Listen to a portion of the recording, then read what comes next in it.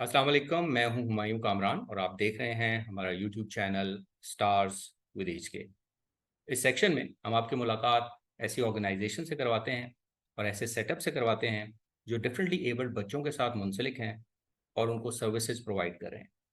आज के इस सेशन में हमारी गेस्ट हैं मिस करिश्मा सनिया।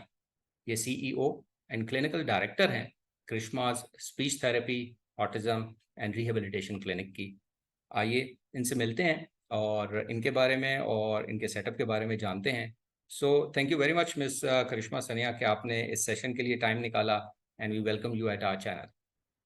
Thank you so much and I am really happy कि आपने मुझे इस प्लेटफॉर्म के लिए चूज किया and it's a great opportunity to spread awareness and आप अपने नॉलेज और अपने अपने बारे में लोगों को बता सकें। Right. So thank you very much जी। और हम शुरू यहाँ से करना चाहेंगे कि आपसे पूछें और अपने व्यूअर्स को भी बताएं कि करिश्मास क्लिनिक है क्या, कब से आप लोग काम कर रहे हैं और आप किस किस शहर में अभी प्रेजेंट हैं। जी मैं जो है वो मैंने अपना स्टार्ट लिया था गुजरात शहर से। एक छोटा सा टाउन है जो कि गुजरांवाला और झेलम के बीच में है। और जब मैंने स्पीच थेरेपी की तो उसके बाद से मैंने, हालांकि मैं बिलोंग करती हूँ वाकेंट से, टेक्सला वाकेंट से, और मेरी सारी एजुकेशन इस्लामाबाद ही की है। लेकिन जब मैंने स्टार्ट किया काम तो मेरी इनिशिएटिव जो था वो इस तरह का था कि मैं चाहती थी कि मतलब कुछ ऐसे एरिया पे लोगों को प्रोवाइड की जाए सर्विसेज, क्योंकि बड़े शहरों में तो बहुत सारे लोग हैं जो काम कर रहे हैं जिनके लिए शायद लाहौर या इस्लामाबाद डेफिनेटली एक ही जितना उनके लिए फासला बन जाता है। तो मैंने सोचा कि वहां काम करना चाहिए जहां एक्चुअली में मेरी जरूरत हो।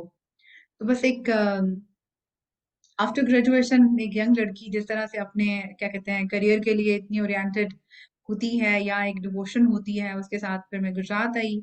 और गुजरात में मैंने फिर एक हॉस्पिटल में स्टार्ट किया जो कि वेल नोन हॉस्पिटल था, काफी सपोर्टिव, बहुत कुछ लर्न किया हॉस्पिटल सेटिंग्स में। और फिर उसके बाद 2016 में फिर मैंने अपना सेटअप किया स्टार्ट, क्योंकि सिटी में काफी लोग मुझे मेरे नाम ही से जानते थे, थोड़ा सा डिफरेंट है तो इसलिए लोगों को पता था कि अच्छा एक स्पीच थेरेपिस्ट है जिसका नाम है करिश्मा। तो फिर उसी को माइंड में रखते हुए मैंने अपने क्लिनिक का नाम भी जो है वो करिश्मा ही चूज किया। तो अब वो लकीली कुछ उसकी जो मीनिंग है और जो हमारे काम के आउटकम्स हैं वो कुछ मिलते जुलते ही हैं। अब वो अल्लाह ताला की तरफ से होता है कि आपके नाम और मतलब और किस्मत ने कहाँ आपको लेके जाना होता है। वो इस तरह की कुछ कहानी है। अब 2019 में मैंने लाहौर में भी स्टार्ट किया है अम, अपनी प्रैक्टिस को। वो लेकिन मैं वीकेंड में कर रही थी, doctors hospital and medical centre जो हो टाउन में। तो वहां पर भी जो पेशेंट्स जैसे मुझसे कांटेक्ट करते थे और जो चाहते थे कि मेरी सर्विसेज दी जाए, अ, फिर मैं उनके साथ जो है वो मेरे वीकली वीकेंड्स पे मैं सेशंस करती थी। फिर 2022 में मैंने स्टार्ट किया अपना क्लिनिक गुलबर्ग टू लाहौर में। और अभी इस टाइम पे मैं गुलबर्ग टू लाहौर वाले सेशन में हूँ। राइट। अच्छा, ये बताइए हमें कि अपने क्लिनिक पे आप बच्चों के लिए किस किस्म की सर्विसेज प्रोवाइड कर रही हैं। बच्चों के अलावा ऑब्वियसली खास तौर पे जो आपकी सर्विसेज हैं speciality speech language pathologist as, वो तो बड़ों को भी ज़रूरत पड़ती है लेकिन हम ज़्यादा फोकस क्योंकि बच्चों पे कर रहे होते हैं। तो आप बताएंगे कि किस किस्म की सर्विसेज आपका क्लिनिक दे रहा है। बेसिकली जो बात की जाए कि बड़ों या बच्चों की, तो वहां पर मैं ये कहना चाहूंगी कि बच्चों पे इसलिए ज्यादा फोकस है क्योंकि एक तो अभी इस टाइम ड्यूरेशन में जो भी टाइम पीरियड चल रहा है उसमें बच्चों में इश्यूज बहुत ज्यादा आ रहे हैं। तो इसलिए भी थोड़े से ज्यादा कंसर्न हैं लोग जो कि यानी स्पीच थेरेपी की सर्विसेज को अवेल करना चाह रहे हैं। तो बड़ों में जो है वो तो इसलिए क्योंकि एक हम एक सर्टेन टाइम पीरियड से अगर हम बिल्कुल पीछे जाएं कुछ 15-20 साल पहले, तो स्पीच थेरेपी की इतनी अवेयरनेस भी नहीं थी और इतने स्पीच थेरेपिस्ट भी नहीं थे। तो इसलिए अब बहुत सारे ऐसे इश्यूज हैं जो कि अभी तक परसिस्ट कर रहे हैं एडल्ट्स में भी। तो इसलिए हम एडल्ट्स को भी उनके साथ भी हम अपनी सर्विसेज देते हैं।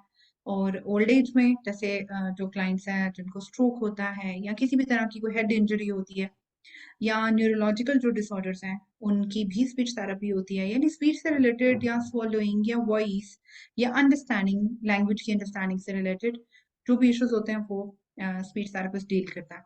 तो मेरे दोनों क्लिनिक्स में मेरे साथ टीम भी मौजूद है और हम एज अ होल टीम काम करते हैं। हमारे पास एक क्लाइंट आता है, जैसे उसकी हम फर्स्ट इनिशियल जैसे स्क्रीनिंग होती है, केस हिस्ट्री होती है, उसके बाद फिर हम एक सेकंड मीटिंग करते हैं और उस सेकंड मीटिंग में फिर हमारे पास बाकी सारी थेरेपिस्ट जो हैं वो उस मीटिंग में मौजूद होती हैं और पेरेंट्स भी मौजूद होते हैं। फिर एक प्रॉपर डिटेल्ड इवैल्यूएशन होती है इंडिविजुअली भी बाद में बच्चे की।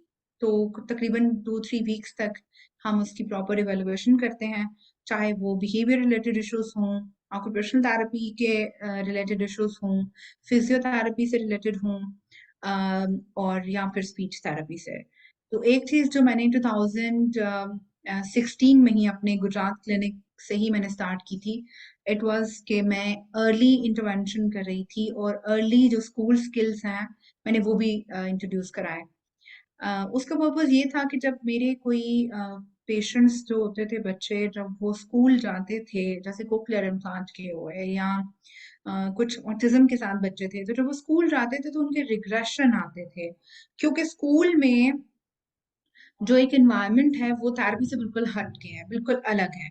तो वो बच्चे उस पे कोप नहीं कर पाते थे या टीचर्स के पास वो स्किल्स नहीं हैं जो कि एक स्टूडेंट उस तरह के स्पेशल नीड वाले बच्चे जो हैं या एक जो डिफरेंटली बच्चे हैं उनको कैसे हैंडल करें, उनके पास ये नॉलेज या इंफॉर्मेशन नहीं होती है। तो वो प्रॉब्लम आता था। फिर मैंने उसके बारे में सीखा, पढ़ा, मजीद उस चीज़ पे काम किया। फिर जो अपने साथ कुछ और लोगों को ट्रेन भी किया और कुछ मॉन्टेसरी ट्रेन टीचर्स के साथ फिर मैंने काम करना शुरू किया और हेयरिंग लॉस के साथ जो बच्चे थे, कोक्लियर इम्प्लांट के साथ जो बच्चे थे, उन सबको हम फिर अर्ली 1 ईयर की स्कूलिंग भी दे रहे थे।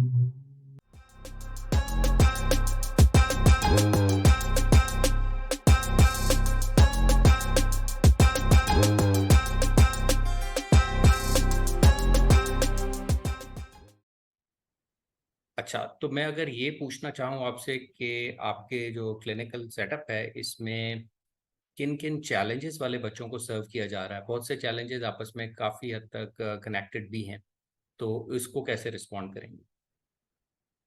बेसिकली एक सिंपल सी बात है कि जब एक बच्चा बोल नहीं रहा होता, तो एक कॉमन सी सेइंग जो आपको सुनने में मिलेगी, ये कहा जाता है कि वो सुनता नहीं है।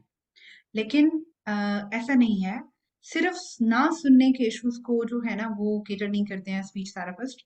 मेनली स्पीच लैंग्वेज पैथोलॉजिस्ट उन इश्यूज को भी सॉर्ट आउट करते हैं जो कि अंडरस्टैंडिंग से रिलेटेड है, यानी कि कॉग्निटिव एबिलिटीज को भी जो है वो उनके पे भी स्पीच थेरेपिस्ट काम करती हैं।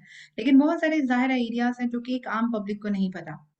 अगर हम बच्चों की बात करें तो बच्चों में स्टैमरिंग है, आर्टिकुलेशन इश्यूज होते हैं, यानी कि स्पीच क्लियर नहीं होती और उनकी जगह वो मुख्तलिफ किस्म के साउंड बोल रहे होते हैं और गलत अल्फाज प्रोनाउंस होते हैं और क्लियर नहीं हो पाते और अगले बंदे के लिए अंडरस्टैंड करना मुश्किल हो जाता है। इसी तरह अगर हम लैंग्वेज की बात करें तो लैंग्वेज के इश्यूज हैं, और लैंग्वेज के इश्यूज के साथ तो बहुत सारी चीज़ें एसोसिएटेड हैं। उसमें attention deficient hyper active disorder आ जाता है, ऑटिज्म आ जाता है जो कि काफ़ी प्रिवेलिंग एक इशू है आजकल के टाइम में। उसके बाद जो मेंटली चैलेंज्ड बच्चे हैं या कि ग्लोबल डेवलपमेंटल डिले के साथ बच्चे हैं, उनकी अंडरस्टैंडिंग भी कॉम्प्रोमाइज होती है, उनकी कॉग्निटिव एज भी जो है वो पीछे होती है या एक सर्टेन एज पे आके रुक जाती है। आगे उनको इम्प्रूवमेंट के जो है वो अ, इस वजह से उनको जो है वो नहीं मिल पाते चांसेस, क्योंकि उनके साथ थेरेपीज नहीं की गई होती और एक सर्टेन एज पे आके वो फिर आगे नहीं बढ़ पाते हैं। इसी तरह अगर हम बात करें तो वॉइस के इश्यूज बहुत जो है वो कॉमनली हैं और मैं उनके साथ काम कर रही होती हूँ। एडल्ट्स में हैं, बच्चों में भी होते हैं वॉइस के, लेकिन बहुत कम होते हैं। जैसे आवाज़ खराब हो गई है, लड़कियों की आवाज़ होती है लड़कों जैसी थोड़ी बहुत ही भारी होती है, या लड़कों की आवाज़ बहुत बारीक होती है और वो ऐसे लगता है या तो कोई बच्चा बात कर रहा है या कोई लड़की बात कर रही है, या आवाज़ से रिलेटेड कोई भी इस तरह के इश्यूज जो सिंगर्स को हो सकते हैं, कारी हजरात को हो सकते हैं। जो जो बच्चे हिफ्स कर रहे होते हैं उनको आवाज़ के बड़े ज़्यादा मसाइल होते हैं, तो उनको वोकल हाइजीन की प्रैक्टिस कराई जाती है, उसके बारे में उसकी स्ट्रैटेजीज बताई जाती हैं कि वो फॉर द लाइफ स्पैन वो कैसे अपनी आवाज़ को बेहतर कर सकता है। इसी तरह जो है वो स्ट्रोक के पेशेंट्स हैं जिनको हम फालिज कहा जाता है, तो एक आम सी जो एक नज़र आती है लोगों में, मैं सब जगह की बात नहीं कर रही, ऑफ कोर्स एक बड़े शहरों में अवेयरनेस ज़्यादा है, छोटे शहरों में कम है। तो कॉलेज के बाद से हमें भी इनफैक्ट बहुत बाज़ लोग ही कह रहे होते हैं कि फिजियोथेरेपी करानी है हमने, ज़ुबान की फिजियोथेरेपी करानी है। यानी फिजियोथेरेपिस्ट अब इतने हो गए हैं कि लोगों को अब वो समझ आ गया है कि हम्म। फिजियोथेरेपिस्ट क्या होता है।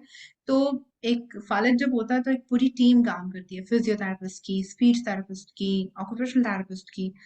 तो उस हिसाब से अगर देखा जाए तो हम इन तमाम चीज़ों पे अगर स्पीच थेरेपिस्ट के रोल की बात की जाए तो वो लैंग्वेज की अंडरस्टैंडिंग पे बात करती हैं या उस पे काम करवाती हैं। एक बंदे के जो फॉर एग्जांपल स्ट्रोक हुआ है तो इनिशियली पहले 3-4 महीनों में उनको swallowing के इश्यूज बहुत ज़्यादा होते हैं। कुछ के जो है वो रिकवर हो जाते हैं, कुछ के उनको प्रॉपर फिर थेरेपीज़ की ज़रूरत होती है। तो उनके लिए फूड की कि किस तरह का उनको फूड प्रेजेंट करना है, उसकी कंसिस्टेंसी कैसी होनी चाहिए, ये भी एक स्पीच थेरेपिस्ट का रोल होता है और वो हम उस पे काम करते हैं। फिर बाद में उनकी प्रॉपर रिहैबिलिटेशन ज़ाहिर है, जिस तरह से भी उनकी नीड्स हो वो हम करते हैं। और बच्चों में पर्टिकुलरली हम ऑटिज्म पे काम कर रहे हैं और ऑटिज्म की हम एबीए नहीं कर रहे, हम इंडिविजुअलाइज्ड जो थेरेपी प्लान है हम उसको लेके चल रहे हैं। बच्चे की स्ट्रेंथ्स पे ज़्यादा हमारा फोकस है और उसको अभी तक मेरे पास माशाल्लाह अगर मैं गुजरात ब्रांच में बात करूँ तो 19-20 कैंडिडेट्स हैं, जो स्टूडेंट्स हैं जो हमारे पास ऑटिज्म के साथ हैं और वो थेरेपीज ले रहे हैं। और उनमें से 17-16 जो है वो वर्बल है। और अगर हम यहाँ लाहौर की बात करें तो ऑफ कोर्स अभी मुझे यहाँ पर 6-7 मंथ्स हुए हैं स्टार्ट किए हुए हैं। तो यहाँ पर भी वही क्लाइंट्स हैं मेरे पास जिनका ऑलरेडी ट्रस्ट डेवलप हो चुका हुआ है। किसी पेशेंट ने उनको रेफर किया हुआ है कि हम कैसा काम कराते हैं और माशाल्लाह बहुत फास्ट रिजल्ट होते हैं। अगर मैं अपनी किसी स्पेशलिटी की बात करूँ तो मेरा थोड़ा सा स्पीड वाला काम होता है, रिजल्ट्स हम्म। थोड़े से जल्दी जल्दी आ जाते हैं। तो मैं अपने आप को ये चीज कहूंगी कि बाकी स्पीच थेरेपिस्ट से शायद अगर मैं कोई अपने आप को थोड़ा सा ज्यादा क्रेडिट देना चाहूँ तो मैं इतना ही कहूंगी कि हाँ थोड़ा सा स्पीड में काम हो जाता है, रिजल्ट जल्दी आ जाते हैं। Of course everybody is doing great in right. Their field. अच्छा, एक चीज़ और हमें बताइए कि जब आपके पास बच्चे आते होंगे डिफरेंट चैलेंजेस वाले, तो कुछ के प्रॉपरली डायग्नोस्ड होके आते होंगे, और जिस तरह ऑटिज्म है या कुछ पहले से आते हैं। अगर किसी का डायग्नोसिस नहीं होता तो क्या आपके पास भी प्रॉपर डायग्नोज करने की सहूलत है, या आप कुछ साइकोलॉजिस्ट या क्लिनिकल साइकोलॉजिस्ट या डॉक्टर से राब्ते में होते हैं और वहाँ रेफर करते हैं, कैसे करते हैं काम? जी। एक्चुअली जो हमारे पास डायग्नोसिस होके आता है ना, हमें हमें हमने जो पढ़ा है, जो एथिक्स है हमारे क्लिनिकल एथिक्स में यही है कि आपके पास जब भी कोई क्लाइंट आता है उसके पास प्रॉपर डायग्नोसिस हो भी तो भी आप अपनी तरफ से ज़रूर इवैल्यूएशन करते हैं, क्योंकि आपको समटाइम्स किसी थेरेपिस्ट से कोई मिस्टेक भी हो चुकी होती है। लेकिन ये होता है कि आपने अपनी तरफ से जो आपका प्रैक्टिसिंग एक जो तरीकाकार है, आप उस पे ज़रूर करेंगे काम। ज़रूरी नहीं है मिस्टेक हो, लेकिन फिर भी ये आपके रूल में है कि आपने काम करना ही करना है, उनकी इवैल्यूएशन करनी ही करनी है। अगर आप ऑटिज़्म की बात करें तो ऑटिज़्म के लिए अभी तक जो एक अब आके एक बहुत अच्छा और हेल्दी एक टूल जो है वो जो कि ऑब्जर्वेशनल टूल है जिसको हम ईडीओज कहते हैं, वो मैं उसमें सर्टिफाइड हूँ और मैं उसकी बेस पे उसकी इवैल्यूएशन करती हूँ। लेकिन एक as a speech language pathologist भी हमारे पास स्क्रीनिंग टूल्स मौजूद हैं जिनकी बेसिस पे हम ये कहते हैं कि इस बच्चे को प्रॉपर डिटेल्ड इवैल्यूएशन की जरूरत है या इसको किसी के पास रेफर करना चाहिए कि नहीं। पेरेंट्स की चॉइस होती है, अगर वो कुछ बहुत डिटेल में लेना चाहते हैं तो भी हम उनको किसी ना किसी अच्छे बंदे के पास भेज देते हैं जो वेल नोन हो, वेल रिप्यूटेड हो और अच्छा प्रैक्टिस कर रहे हैं, एविडेंस बेस्ड प्रैक्टिस कर रहे हैं, तो हम वहाँ रेफर भी कर देते हैं जो उनके एरिया में हो जैसे। लेकिन अगर वो हमसे ही सर्विसेज लेना चाहते हैं तो yes, I do have masters in psychology, जो क्लिनिकल साइकोलॉजिस्ट हैं मेरे पास वो हैं, और बैचलर्स मास्टर्स दोनों के साथ। और दोनों मेरी जो क्लिनिक्स है वहां पर थेरेपिस्ट मौजूद है और मैं जैसे मैंने पहले ही कहा कि हम एज अ होल टीम हम एक बच्चे को एवेलुएट करते हैं और सबकी अलग अलग एवेलुएशन होती है। वो फिर हम उसको मतलब एक एक मीटिंग में बैठ के हम उस पर डिस्कस करते हैं, फिर उसके बाद हम गोल्स बनाते हैं जिसको हम आईपी कहेंगे। और उसके बाद फिर हम उन्हीं गोल्स को पेरेंट्स के साथ डिस्कस भी करते हैं, और फिर अगर उनमें से कुछ पेरेंट्स को प्रायोरिटाइज करना चाहें वो, या वो हमें बताना चाहें कि इसमें बच्चे की स्ट्रेंथ है, तो फिर हम उसके अकॉर्डिंग भी अपने गोल्स को ऑल्टर कर लेते हैं। राइट। तो बेसिकली हम टेलर्ड थेरेपी करते हैं, जो मैं अपने आप को हम्म। अगर कहूँ, तो बच्चे के अकॉर्डिंग जो उसकी नीड है, जो उसका प्रॉब्लम है, उसके अकॉर्डिंग थेरेपी होती है। It's not like one size that fits all. सब हम्म। ऐसा नहीं हो। हम हर एक बच्चे की अलग से उसकी अपनी पर्सनैलिटी, उसकी अपनी ग्रोथ, उसकी अपनी अंडरस्टैंडिंग, उसके अपने स्किल्स, उसकी अपनी जितनी भी स्ट्रेंथ्स हैं, उनके अकॉर्डिंग फिर हम थेरेपी को टेलर करते हैं। राइट। अच्छा, एक और चीज़ जो हम पूछना चाहेंगे वो ये है कि अब यहाँ पे तो जो बच्चे आपके पास आ रहे हैं या क्लाइंट्स आपके पास आ रहे हैं फिजिकली, तो उनकी थेरेपीज चल रही हैं, डिफरेंट सर्विसेज, तो ऑनलाइन भी आपकी सर्विसेज अवेलेबल हैं? जी, बिल्कुल। जैसे कि हम सब ने कोविड का टाइम गुज़ारा है, तो उस टाइम पे यही एक चीज़ पॉसिबल थी कि आप ऑनलाइन भी सर्विसेज़ अपनी प्रोवाइड करें। कुछ जो स्पीच डिसऑर्डर्स हैं, उनमें तो ये पॉसिबल हो सकता है कि आप ऑनलाइन कंसल्टेशन देते हैं। लेकिन प्रॉपर थेरेपी जो है, वो इन पर्सन बेस्ट रहती है। ये मेरा अपना एक एक्सपीरियंस है। और ऑनलाइन भी होते हैं कुछ ऐसे डिसऑर्डर्स हैं जिनके साथ इजीली ऑनलाइन काम किया जा सकता है, मगर बच्चों के साथ जिनके बिहेवियर इश्यूज भी हों और मल्टीपल और बाकी इश्यूज भी हों, तो उनके साथ स्पीच थेरेपी करना इट्स वेरी डिफिकल्ट, ये पॉसिबल नहीं है। लेकिन ऑनलाइन कंसल्टेशन डेफिनेटली मौजूद है। वो आपकी जो है ना, वो हो सकती है मेरे साथ। वो मैं जूम पे, व्हाट्सएप पे, जैसे भी कन्वीनियंट हो पेशेंट्स के, पेरेंट के लिए, अटेंडेंट्स के लिए, वो हम कर लेते हैं। राइट। अच्छा, आपने शुरू में जिक्र किया कि पूरी एक टीम है, जो कि जिस तरह साइकोलॉजिस्ट है, स्पीच लैंग्वेज पैथोलॉजिस्ट आप खुद हैं, और ओटी वाले हैं। तो जब आप अपनी टीम में मेंबर्स ऐड कर रहे होते हैं, स्टाफ ऐड करते हैं, तो एक्सपीरियंस और क्वालिफिकेशन तो एक बेसिक रिक्वायरमेंट है। तो इसके अलावा कुछ और ख़ास चीज़ भी आपको रिक्वायर्ड होती है अपने स्टाफ में या अपनी टीम मेंबर में? जी, बिल्कुल। आई थिंक जो आपने, एक तो डिग्री तो एक साइड पे, जो कि आपका नॉलेज है, लेकिन आपके स्किल्स और सबसे पहले आपकी पर्सनैलिटी। आप कितना अच्छा टीम मेंबर हो सकते हैं, कितना कोलैबोरेटिव हो सकते हैं आप, और कितने डिवोटेड हैं। अगर तो आप पैशनेट हैं, हमारी फील्ड में सब्र वाला बंदा ही चल सकता है। जिस बंदे को बहुत जल्दी जल्दी कुछ भी चाहिए, शॉर्टकट्स कुछ नहीं है ना।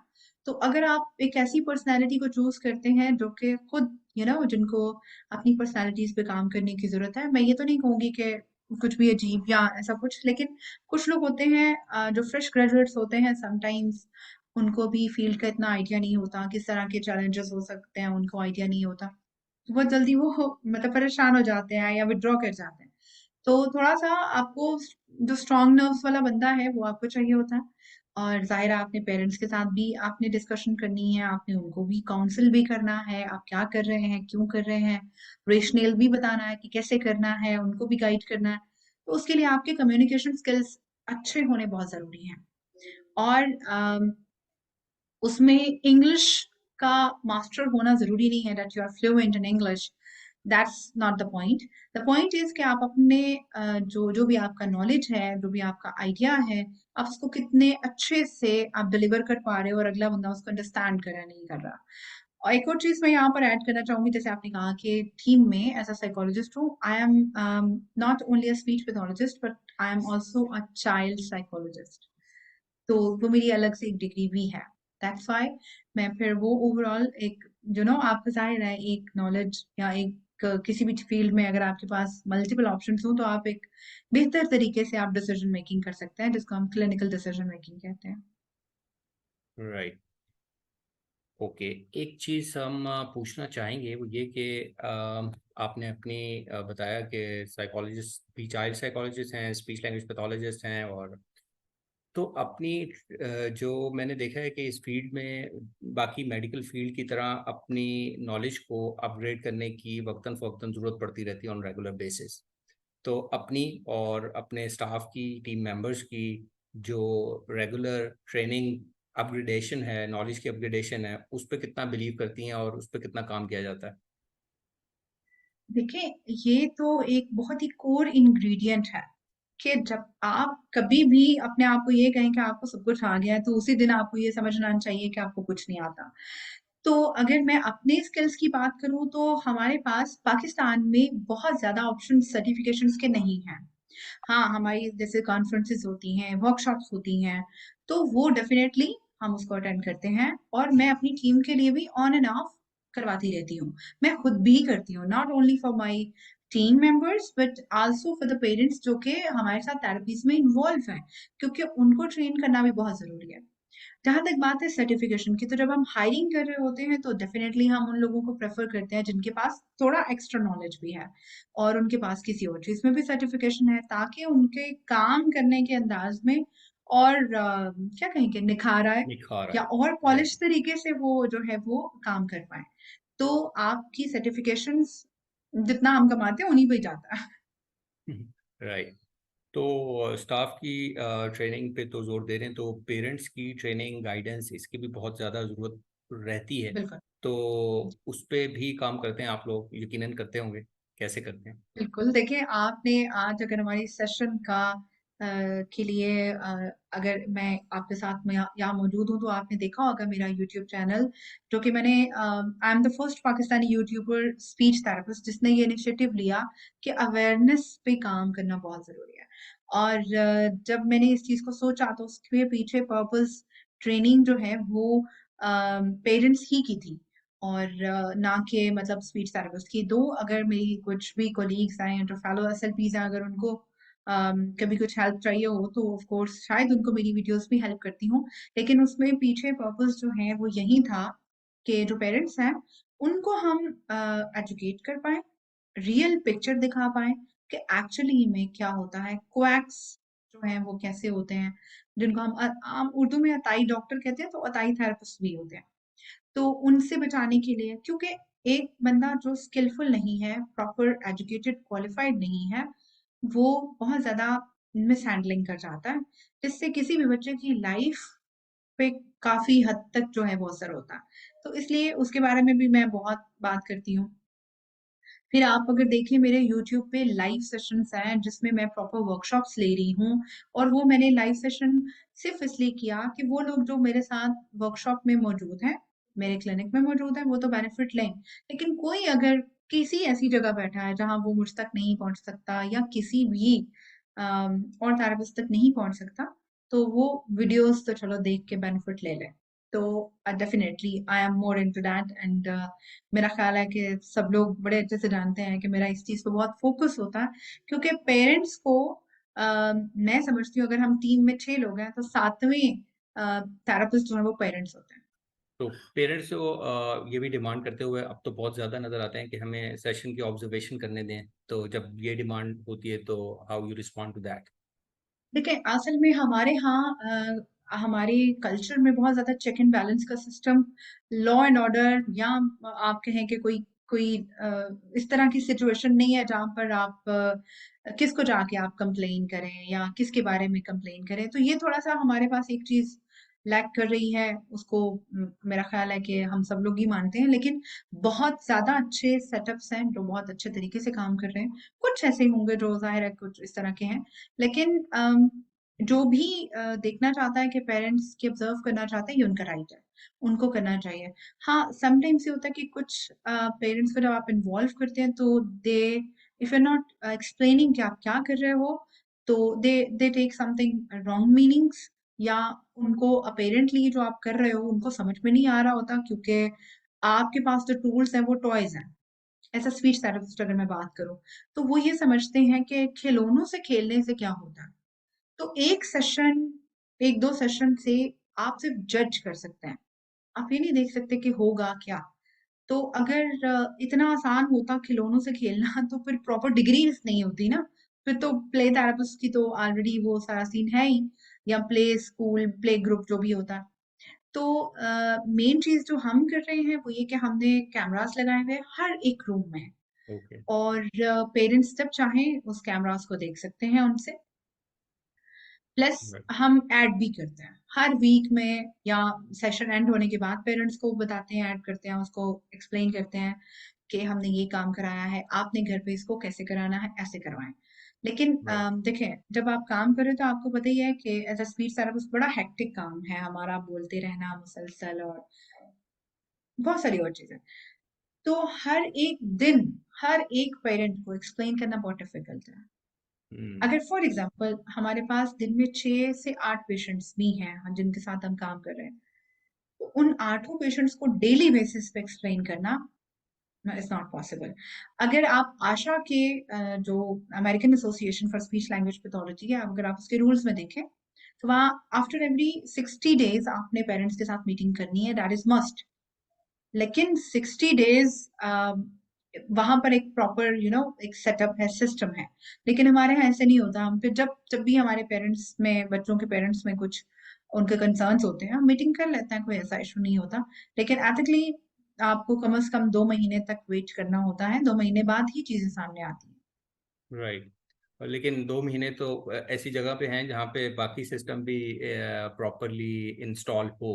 तो यहाँ पे जी क्योंकि डिफरेंट सेंटर्स की कुछ कंप्लेंट्स आती हैं जिसकी वजह से पेरेंट्स थोड़े डर जाते हैं और फिर थोड़ा जी, बिल्कुल एक्स्ट्रा ऐसा ही है। कॉन्शियस हो जाते हैं।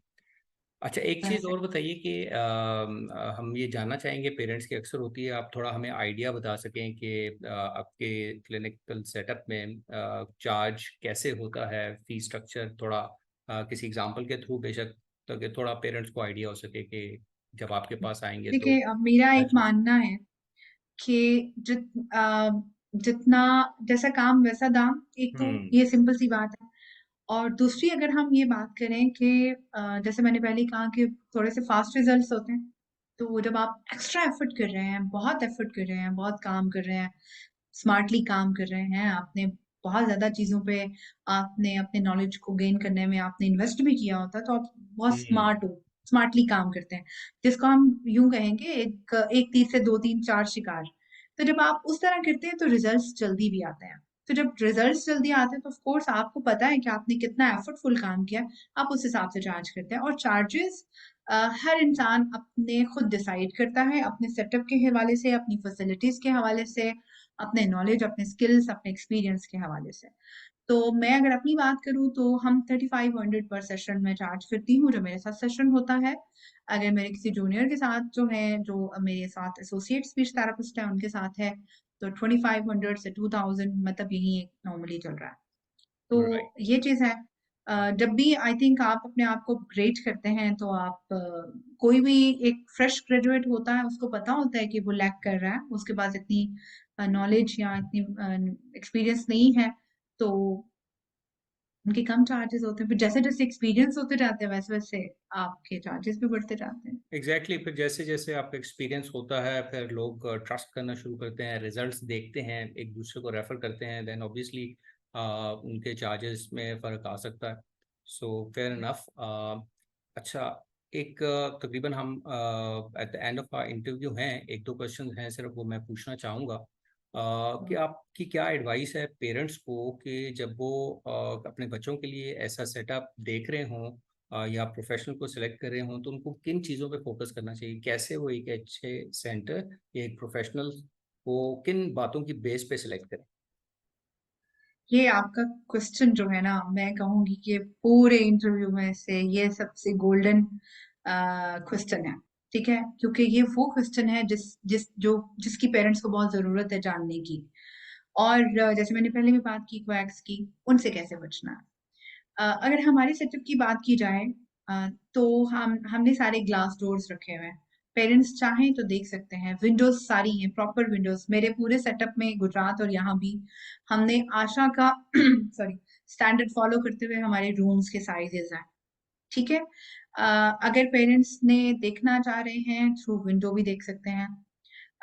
हर रूम में विंडो लगी हुई है, जब चाहें आप जाके विजिट कर सकते हैं। लेकिन उससे होता सिर्फ ये है कि बच्चा डिस्टर्ब हो जाता है और सेशन समटाइम्स खराब हो जाता है, और कोई इशू नहीं होता। पेरेंट्स को जहां उनको ये लगे कि वो सिस्टम ट्रांसपेरेंट है, वो जो बात कर रहे हैं वो सही है। रिजल्ट्स के बारे में लोग बहुत जल्दी ज़्यादा एक तो कॉन्शियस होते हैं, लेकिन बहुत सारी रिजल्ट्स के साथ साथ और बहुत सारी चीजें हैं। एक तो वेल इक्विप्ड होना किसी भी थेरेपिस्ट का, वो सबसे पहले ही उसकी जो है वो इम्पोर्टेंट चीज है। दूसरा, आप ये देखें कि उसके पास डिग्री है, as a parent, as a patient, ये आपका राइट है, आप उनसे पूछें। आप डिग्री हैं, आपकी डिग्री कहाँ से है? अगर आप माइंड ना करें तो क्या हम देख सकते हैं? और अगर थेरेपिस्ट माइंड करती हैं तो ये कोई अच्छी बात नहीं है, आप डिग्रीज अपनी डिस्प्ले कर दें, ठीक है? अगर नहीं तो अपने मोबाइल में आप रखें, उनको दिखाइए, क्योंकि जाहिर है उनके इश्यूज इस वजह से हैं क्योंकि शायद वो पता नहीं कहाँ कहाँ से होके आए हैं जो प्रैक्टिसिंग नहीं थे। डिग्री अगर आपके पास है, एक तो क्वालिफाइड, प्रॉपर यूनिवर्सिटी से क्वालिफाइड है, तो डेफिनेटली आपको इंफॉर्मेशन, नॉलेज या आपके पास स्किल्स होंगे। दूसरी चीज आपने देखनी है अगर एज अ पेरेंट, तो आप सेटअप देखें कि उसमें कितनी ट्रांसपेरेंसी है, कितना डॉक्यूमेंटेड चीजें हैं, सिर्फ वर्बल है या जो कहा जा रहा है या जो हमसे कमिट किया जा रहा है वो लिखा हुआ भी जा रहा है कहीं के नहीं। सिर्फ आपके साथ नहीं, आपके थेरेपिस्ट की भी ये ड्यूटी है कि वो भी आपसे हर चीज पे कॉन्सेंट लें। मैं वीडियोस लगाती हूँ सर यूट्यूब पे, मेरे पास हर पेरेंट का रिटन कॉन्सेंट मौजूद है, ठीक है? वर्बली हर पेरेंट से आपने अगर वीडियोस ले भी रहे हैं, आप बेशक अपने रिकॉर्ड के लिए कॉन्सेंट लें। एथिकल होना बहुत जरूरी है किसी भी प्रोफेशनल का, कि वो स्पीच थेरेपिस्ट का हो या ऑटिज्म के साथ डील कर रही हैं या बिहेवियर थेरेपिस्ट, कोई भी। बच्चे को टच करने के लिए भी आपके पास जो है वो थेरेपिस्ट को चाहिए कि वो आपसे कॉन्सेंट ले। अगर वो टच करिए, वो किस तरह का हो सकता है, कैसा हो सकता है। प्लस मेल या फीमेल से कोई फर्क नहीं पड़ता। मेरा ख्याल है कि हर इंस्टीट्यूट जो है वो चाहता है कि उनकी एक अच्छी वेल रेप्यूटेशन हो। कोई मेरे, हालांकि दोनों इंस्टीट्यूट में मेल थेरेपिस्ट कोई भी नहीं है। वो बस मुझे ये लगता है कि बच्चे ज्यादा कंफर्टेबल होते हैं फीमेल थेरेपिस्ट के साथ, तो बस वो मेरी एक अपनी एक जो है वो एक एक्सपीरियंस कह ले, उसमें मेल या फीमेल का मैं कुछ नहीं कह सकती कि मतलब उस वजह से नहीं है। दूसरा चीज जो है वो आप ये देखें कि कैमरास जरूर लगे होने चाहिए। अ, आप अगर किसी भी जगह जा रहे हैं तो आपके पास ये राइट होना चाहिए कि आप अपने बच्चे को देख पाएं कि वो क्या कर रहा है, क्या नहीं कर रहा। लेकिन कुछ पेरेंट्स के लिए भी गाइडलाइन मैं जरूर दूंगी कि सिर्फ उनके राइट पे बात नहीं करनी चाहिए, बात थेरेपिस्ट के राइट पे भी करनी चाहिए। अगर आप वीडियोस बना रहे हैं तो प्लीज थेरेपिस्ट को पहले पूछें, उनसे परमिशन लें कि क्या हम आपकी वीडियो बना सकते हैं। अगर आपका पर्दा है तो थेरेपिस्ट का भी पर्दा है। अगर वो पब्लिकली काम करिए तो दैट डजंट मीन कि वो आप कुछ भी फुटेज ले सकते हैं। परमिशन लीजिए, रिकॉर्डिंग कर रहे हैं तो उनसे परमिशन लीजिए। अगर आप किसी पर्सनल क्वेश्चन पे जा रहे हैं तो भी मेरा ख्याल है कि उससे उसको भी अवॉइड करना चाहिए।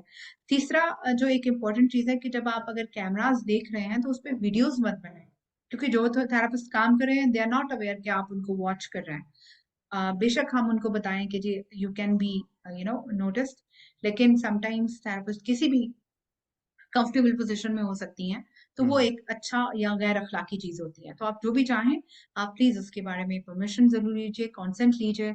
और अपनी ही जितना आप अपने बारे में कंसर्न है, अपने बच्चे के बारे में कंसर्न है, उतना ही आप दूसरे इंसान के बारे में भी कंसर्न हो।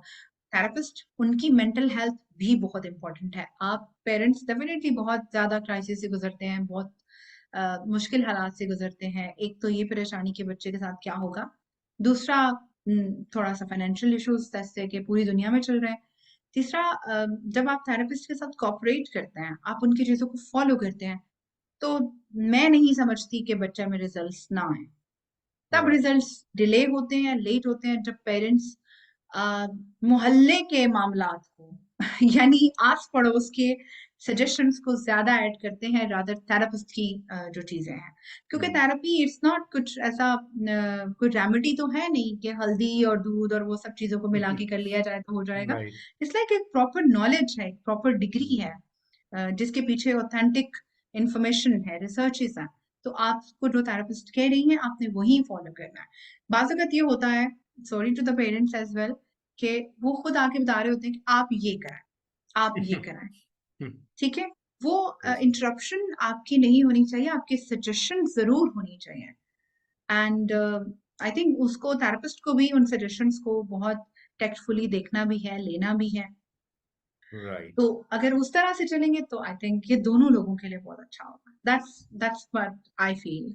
राइट जी, बहुत अच्छी तरह से आपने इसको एक्सप्लेन किया। आई होप के लोगों को समझ आया होगा और उनके लिए हेल्पफुल भी होगा। और इसी के साथ we are at the end of our interview जी। मैं आपका दोबारा से शुक्रिया अदा करना चाहूँगा कि आपने इस सेशन के लिए टाइम निकाला, एंड आई होप कि ये सारी इन्फॉर्मेशन जो हमें आपके बारे में मिली है, आपके सेंटर के बारे में मिली है, ये इन्फॉर्मेशन गुजरात और लाहौर दोनों वहाँ के रहने वालों के लिए ज़रूर हेल्पफुल साबित होगी। So thank you very much once again. Thank you so much. Thank you so much. It was really, और really, really और इसी के साथ ही हम आप सबसे भी ज़्यादा चाहेंगे इंशाल्लाह नेक्स्ट सेशन में एक नए गेस्ट के साथ आपकी खिदमत में दोबारा हाजिर होंगे। Until then, take care and अल्लाह हाफिज़।